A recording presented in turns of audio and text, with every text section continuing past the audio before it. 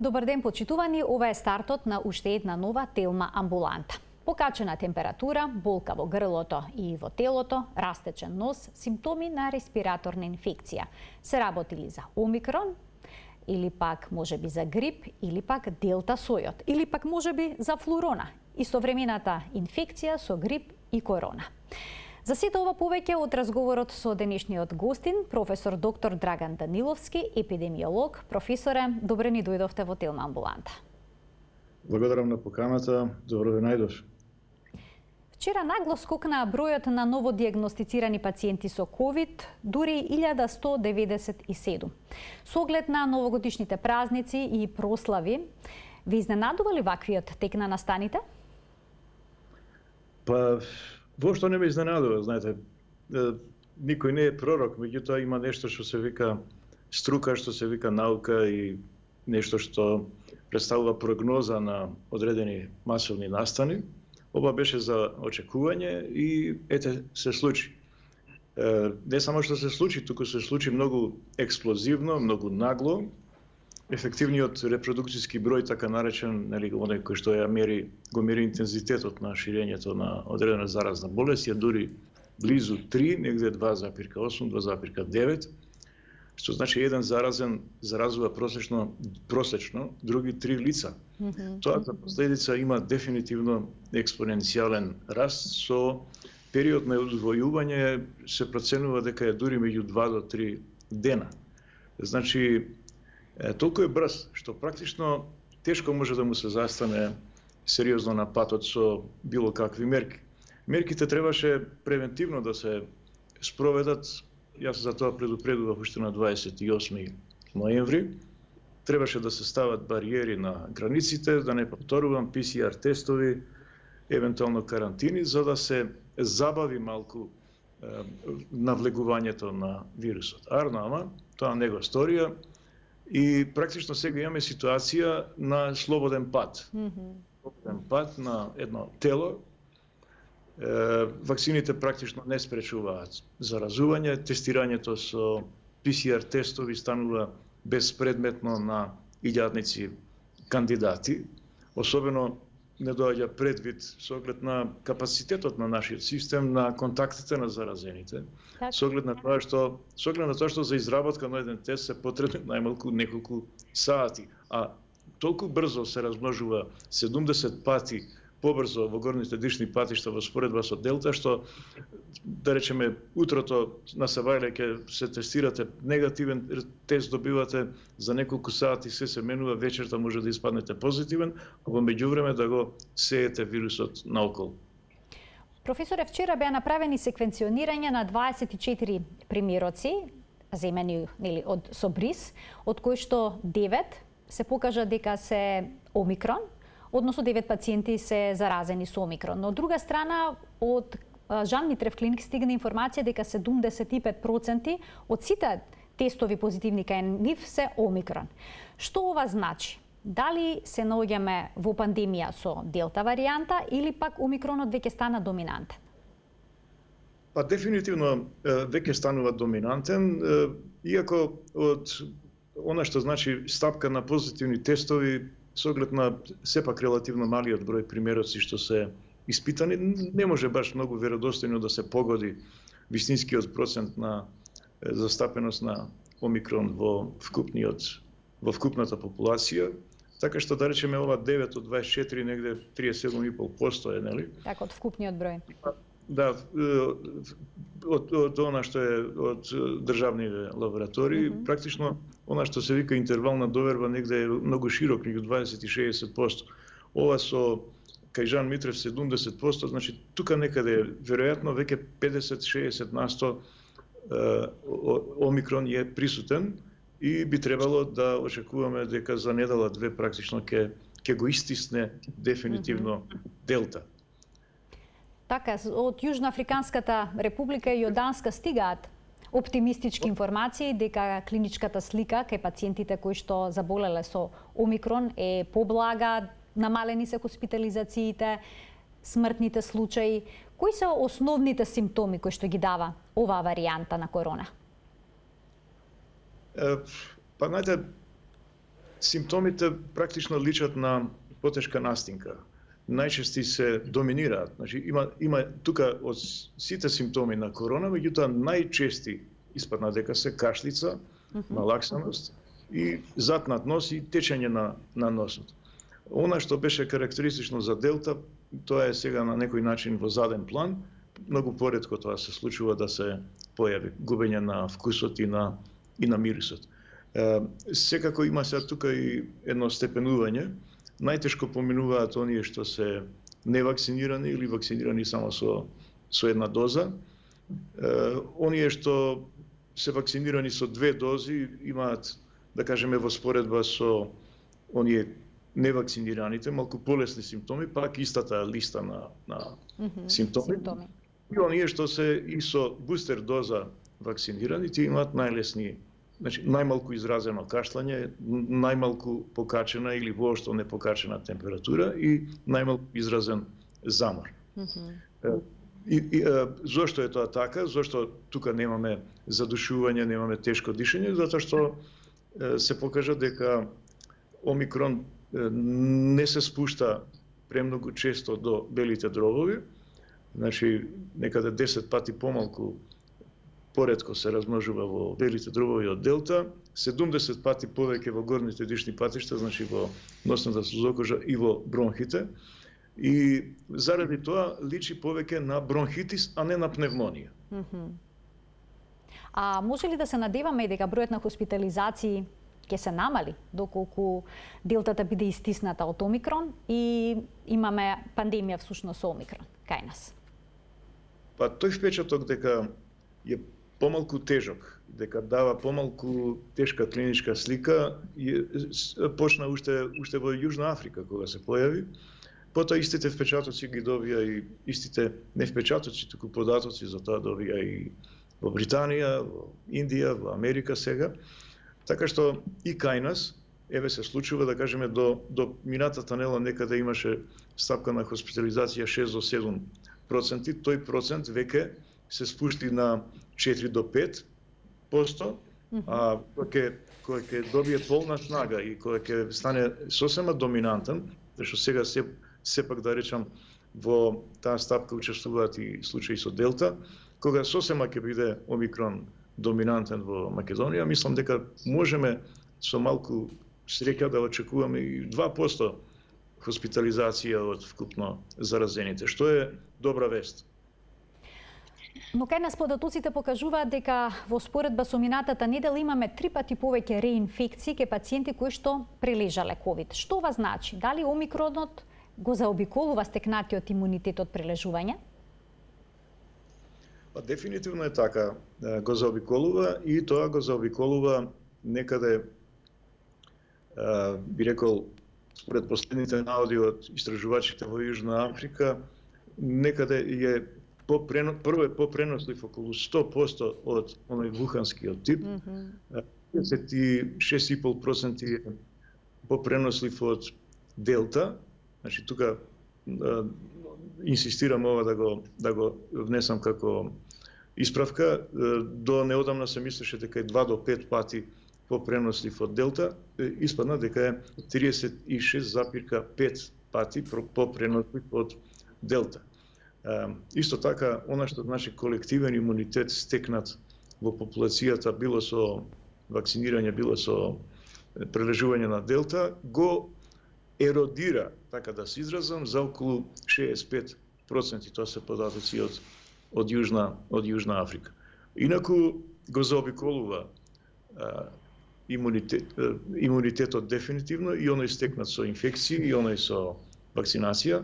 Така што се смета дека тоа заобиколување е некаде за веројатно околу 40%, а вакцините пак, податоци има за AstraZeneca и за Pfizer, ги заобиколува некаде до во смисла на имунитет, односно заштита за заразување од 0 до 20%, 20% е за Pfizer, 0% е за AstraZeneca, значи Astra воопшто не штити од заразување. И сепак стапката на заштита од тешки симптоми, од хоспитализација, останува на респектабилно високо ниво, некаде на 50% или 60% од тешки симптоми со 2 дози и ако се даде бустер доза, едни податоци кажуваат дека е 75% стапката на заштита, процентот на заштита, а една друга студија од Јужна Африка кажува дека е дури 88% заштитата од тешки симптоми. Тоа е процент кој што многу не се разликува од оној што се добива за Делта, што е исто така добра вест. А кому препорачувате бустер? На сите? Или само на ризичната категорија лица? Да, во принцип бустер го зголемува процентот на заштита од тешки симптоми, меѓутоа мислам дека имајќи предвид од и помладите лица и оние кои што немаат хронични заболувања, а се помлади од 50 години, сосема пристоен имунитет развиваат и со 2 дози заштита против омикрон и дури ако дозволат да се заразат со омикрон, тоа ќе им дојде како еден вид бустер природен, кој што според едно истражување во неодамна, од пред неколку дена, во државата Орегон, најдено е интересно дека со прележување, со заразување после 2 дози Pfizer се обезбедува така наречен супер имунитет. Интересен поим е воведен. Супер имунитет што подразбира дека после втората доза, значи ако дојде до заразување 2 недели после втората доза, се развива ниво или титар на антитела што е 1000% повисок од оној што се развива во организмот после 2 недели од втора доза Pfizer. Значи, на тие лица практично трета доза, односно бустер, не им треба. Ме прашавте кому бустер? Дефинитивно на лица постари, јас би рекол и преку 50 години ако имаат хронични заболувања, коморбидитети, или ако немаат, дури може таа граница да ја подигнеме само заради биолошкиот момент на староста на негде преку 70 години. И секако хронични болни во сите возрастни групи, значи тука и децата подразбираат. Не сум јас за бустер кај сите популацијски групи. Така, а во однос на моменталната зараза со омикрон, сметате ли дека веќе има логика да се спроведат некакви мерки? Бидејќи гледаме во соседните земји, например во Грција, носат маски на отворен простор. Така. Во Израел се спроведува вакцинација со 4-та доза или бустер, не знам точно дали е доза или е бустер, но од друга страна пак дојде информацијата од таму дека и тие се одлучуваат за повлекување на мерките и за постигнување на колективен имунитет со омикрон. Па видите вака, бидејќи станува збор за навистина ретко заразен вирус, значи можеби е во рангот на вирусот на варичелата или дури морбилите, тука е некаде малку нешто испод заразноста со на вирусот на морбилите. За прв пат ние практично се среќаваме на планетава со вирус кој што толку експлозивно, толку брзо се шири, што веќе можеме да размислуваме и за колективен имунитет. Тоа ние таква надеж имавме на почетокот кога почна пандемијата, па се покажа дека се појави Делта, па тој предизвикуваше беше позаразен од оној оригиналниот вухански, ама предизвикуваше и тешка клиничка слика и едноставно имајќи предвид истовремено пак и дека динамиката на вакцинирање не одеше како што треба, целата таа замисла за колективен имунитет падна во вода. Требаше да се постигнат некаде преку 80% имуност на популацијата. Овде сега имаме друга ситуација. Многу брзо може ќе помине тој целата планета, многу брзо се шири, предизвикува релативно лесна клиничка слика, некаде се смета дека е полесен од Делта во смисла на предизвикување на тешки симптоми за 70%, според други проценки за 80%. Тоа не е за занемарување и сега веќе, а практично и имунитетот што го предизвикува нема време да избледи, затоа што многу брзо се шири. Сега мислам дека веќе може да се смета на колективен имунитет, ама секако стапката или прагот на тој колективен имунитет за да прекине епидемиското ширење, овој пат наместо 80 веројатно ќе треба да биде преку 95%, слично како кај морбилите. Значи, што тоа значи? Дека повеќето треба да прележиме? Тоа значи дека треба да се обезбеди ниво на имуност, независно дали со прележување или со вакцинирање. Има предвид дека со вакцинирањето не ни оди баш најдобро. Се уште има огромен дел од популацијата која што е скептична кон вакцините, да не речам и отворено непријателски расположена. А бидејќи вирусов е толку пренослив што нема шанси никој од нас, вакциниран, невакциниран, прележан, непрележан, сеедно, нема шанси никој од нас да го избегне, освен ако се затвори во некоја келија или на пуст остров. Тогаш, ете, тука лежи зајакот, тука лежи тајната или методот, пристапот за постигнување на колективен имунитет. Така што, практично сме во една ситуација кога премногу строги рестриктивни мерки само се контрапродуктивни, само се одложува неизбежното. Такви мерки можат да дојдат предвид само ако дојде до закана за пречекорување на капацитетот на здравствениот систем. Но мислам дека нема да се случи тоа, затоа што прво сме мала популација, колку не може 20.000 души дневно да се заразуваат, за оној 2% хоспитализација да биде закана за пренатрупување. Мислам дека веќе е време.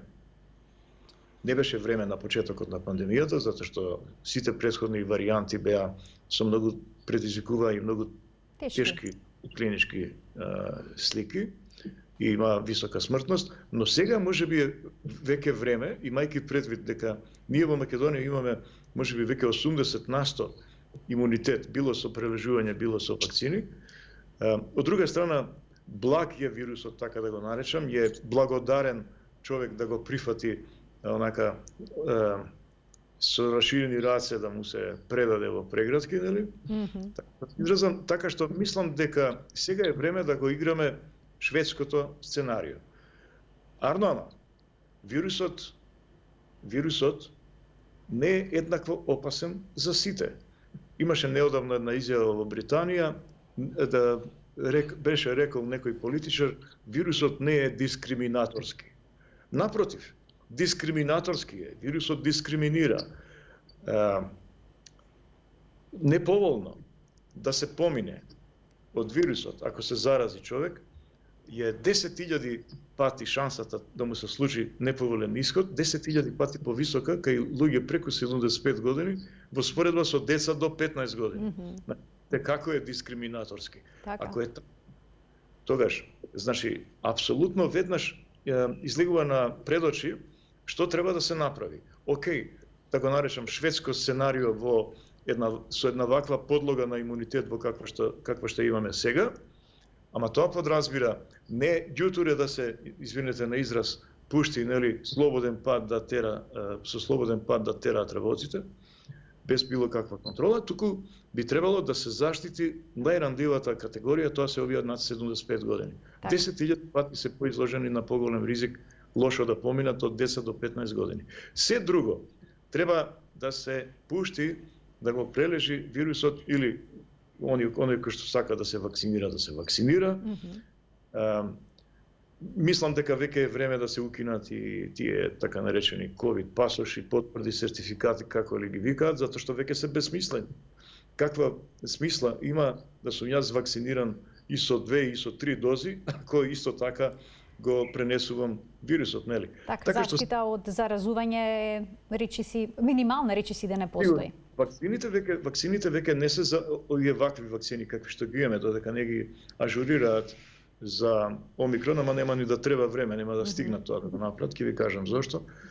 Вакцините вакви какви што се практично имаат смисла да се примат за да заштитат од тешки симптоми и од смрт.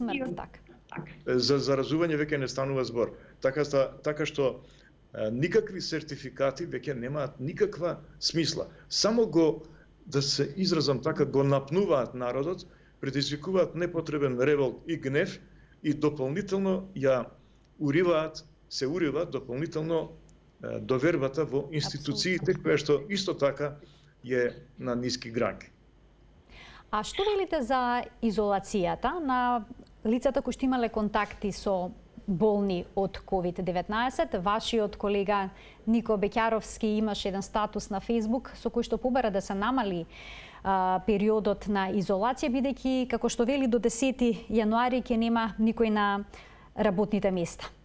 Што велите за... Видов дека и Центарот за контрола и превенција на болести, CDC, во Америка препорачува 5 дена изолација. Кој е вашиот став? Така е, јас мислам дека исто така и ние треба тој период да го смалиме, да го скратиме на 5 дена.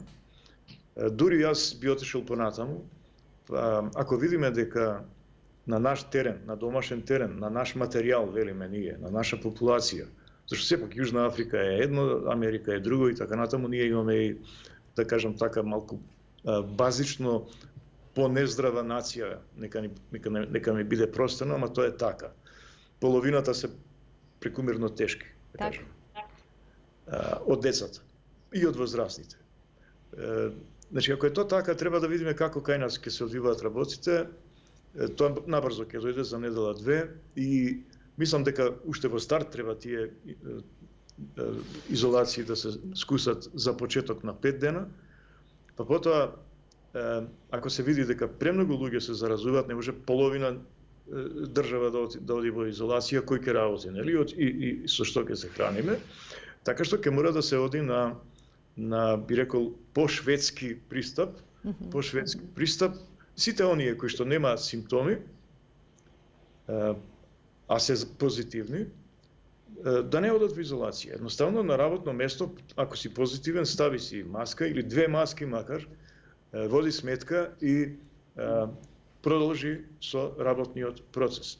Тоа од една страна. Ова има заднина и ваква. Некаде може би 20%, може би повеќе од сите позитивни тестови, луѓе што имаат позитивни тестови, не се воопшто инфекции. Тоа се така наречени контаминации или колонизации. Значи нема врска со инфекции. Понатаму, од оние што се автентични инфекции, 40% се асимптоматски. Зошто тие што се асимптоматски да не одат на работа? Се прашувам. Навистина се прашувам заради зошто, ќе речете.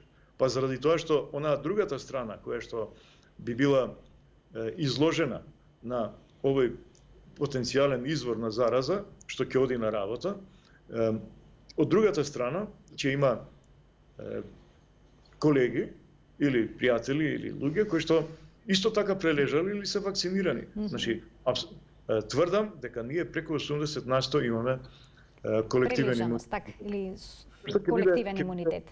Полезно, ќе биде полезно за сите.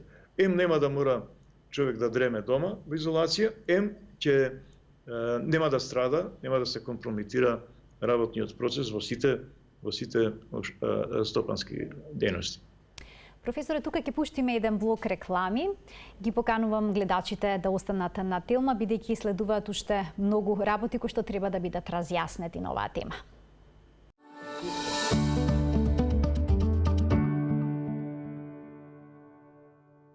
Со професор доктор Драган Даниловски, епидемиолог, денеска зборуваме за состојбата со омикрон варијантата кај нас.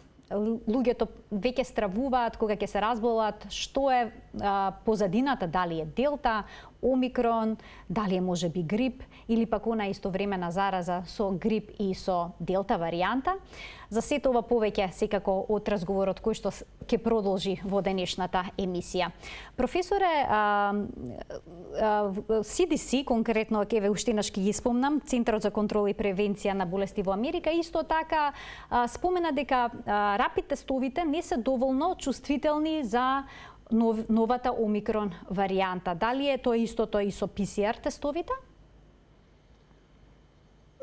Па не исто, затоа што рапид тестовите секако во принцип немаат поголема сензитивност, велиме, или прецизност во определувањето на позитивните, на вистински позитивните случаи, не повеќе од 30 до 60%.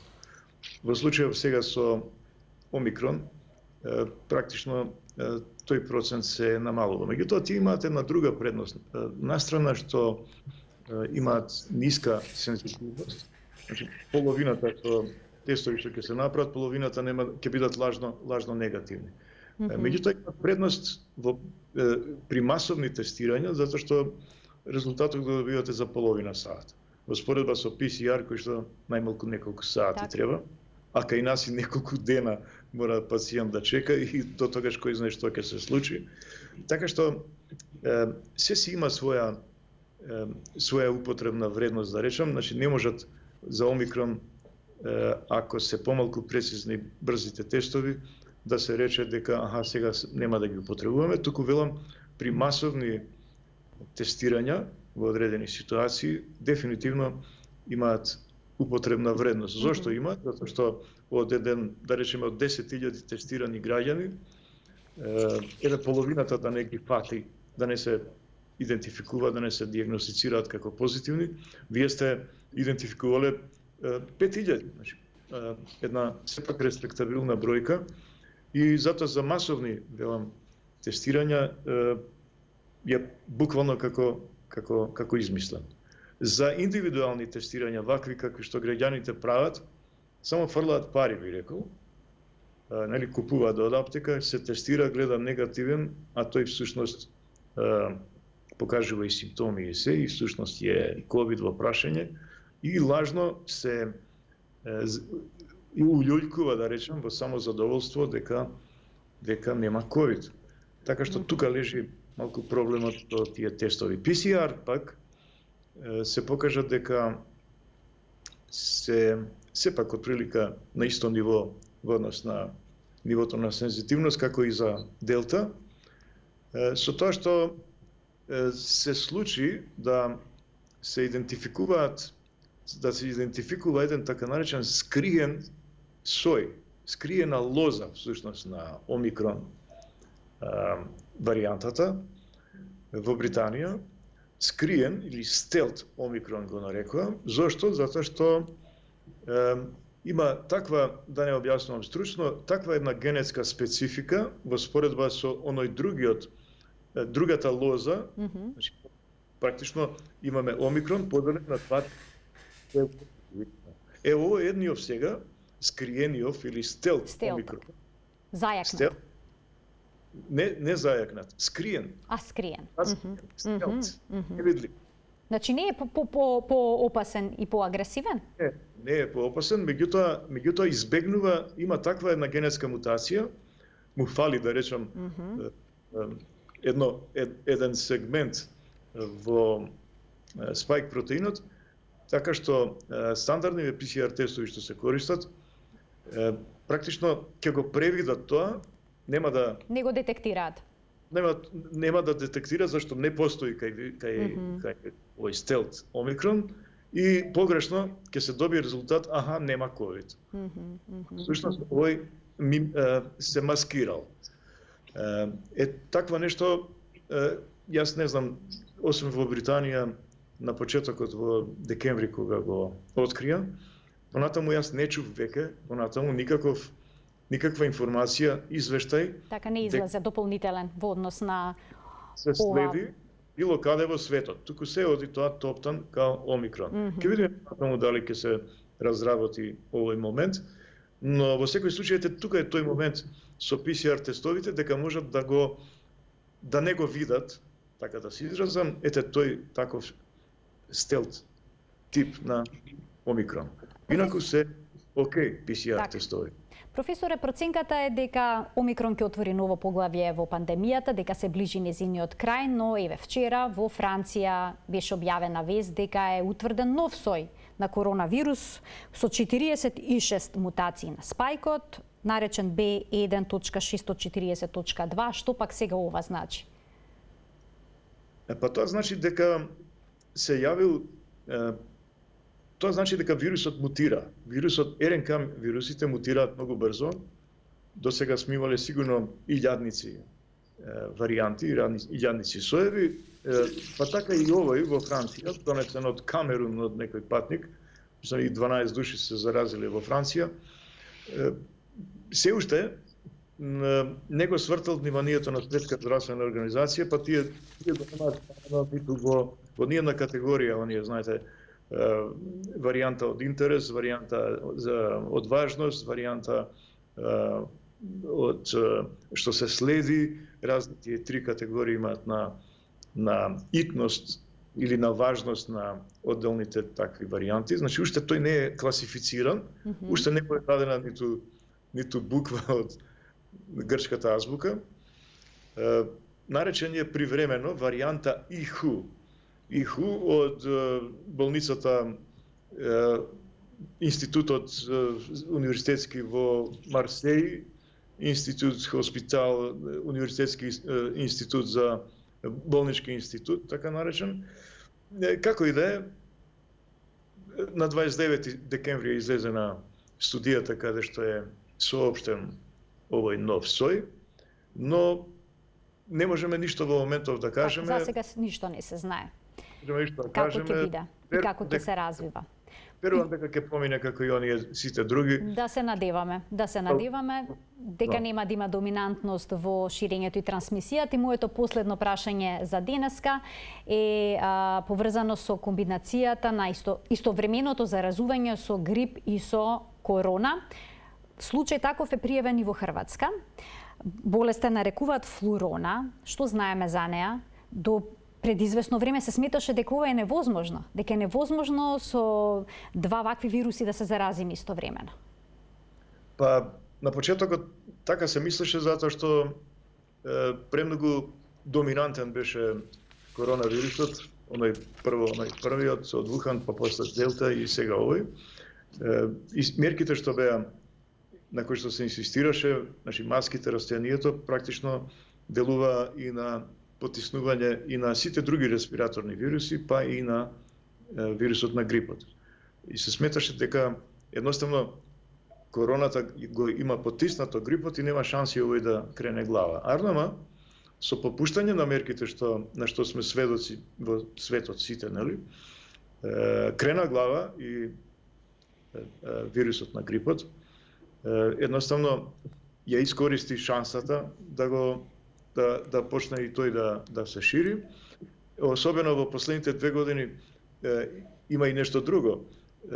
Едноставно никој не обрнуваше внимание на вакцинација против грип, така што и опадна стапката на вакцинираност, на вакцинирање против грип, и тоа си одигра своја улога, така што сега ете во сезониве кога респираторни вируси се витални, кога се случуваат респираторни инфекции, значи настинки, грип и корона сега имаме, ете се случува да настанат и двојни инфекции, и оттаму и името флу, грип и корона, флурона направија кованица, која што дефинитивно во принцип не може да има некој посебно значење епидемиолошко, ниту опасност посебна по здравјето генерално на населението, освен за ризичните групи, исто како било само грипот, било само ковидот. Значи повторно тука ризичните групи ги спомнувам, тоа се старите лица, преку 60, преку 70 години, па и постари. Со хронични заболувања. Бремените жени, и за грипот се ризична група, и за флуроната ризична група се и деца од 0 до 5 години. За ковидот, таа група 0 до 5 не се ризична група. Помеѓу омикрон, делта и грип, професоре, што е најмалку ризично да се прележи? Ако може воопшто вака да се направи една проценка. Јас выбрал омикрон, затоа што грипот се почнува нагло, многу често оди со бронхопневмонија и знае да биде по-незгоден. Во случајов меѓу омикрон и грип, јас гласам за омикрон. Едноставно затоа не се спушта во бели дробови, знаете. Се случува на ниво на горните дишни патишта. Така, горно-респираторна инфекција. Ви благодарам за вашето денешно учество во Телмамбуланта и за сите убави појаснувања што ни ги дадовте поврзани со новиот сој омикрон. Јас ви благодарам на поканата. Почитувани, ова беше се во денешната Телмамбуланта. Ви благодарам за вниманието со кое што не следевте. Имајте убави празнични денови, а потоа се гледаме од понеделник. Пријатно!